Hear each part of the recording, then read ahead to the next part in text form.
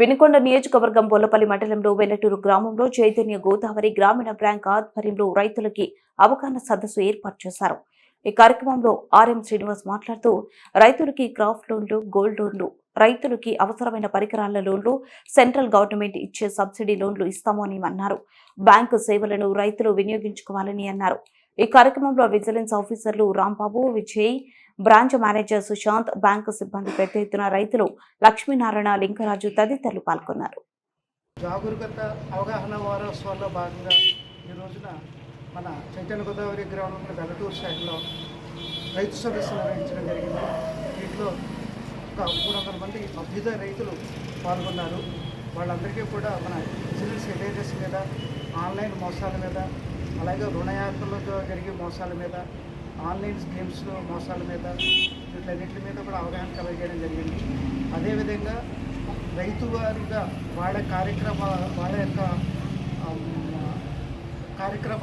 కార్యక్రమాల్లో ఎటువంటి మోసాలు జరుగుతాయి, ఎట్లా ఎదుర్కోవాలి, మనం గవర్నమెంట్ బ్యాంక్ ఉద్యోగస్తులుగా మేము వాళ్ళకి ఎటువంటి సర్వీస్ కలగజేయాలి, వాళ్ళకి ఇబ్బందులు వస్తే ఇలాగ వాళ్ళ ఇబ్బందులకి మనం మా దృష్టికి ఎలా తీసుకురావాలి, ఎలా పరిష్కరించాలి, అప్పుడు పరిష్కరించకపోతే ఎట్లాగా ఫిర్యాదు చేయాలి, ఇలాంటి అన్ని విషయాలు కూడా కూలంకషంగా రైతు సదస్సులో మనం వివరంగా చెప్పడం జరిగింది. అదేవిధంగా వ్యవసాయంలో మెలకువలు కూడా డిస్కస్ చేయడం జరిగింది.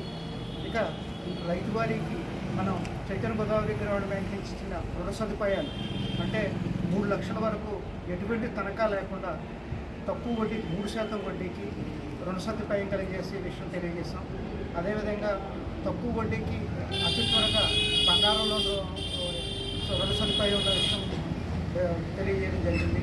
అలాగే విధంగా ఆడపడుచులందరికీ కూడా వెల్లటూరు చుట్టుపక్కల గ్రామాల్లో ఉన్న ఆడపడుచులందరికీ కూడా ఎస్హెచ్జి గ్రూప్ ద్వారా ఎటువంటి తనఖా లేకుండా 20 లక్షల వరకు రుణ సదుపాయం కలిగజేసి ఈ సదుపాయం మన చైతన్య గోదావరి గ్రామీణ బ్యాంకులో ఉంది.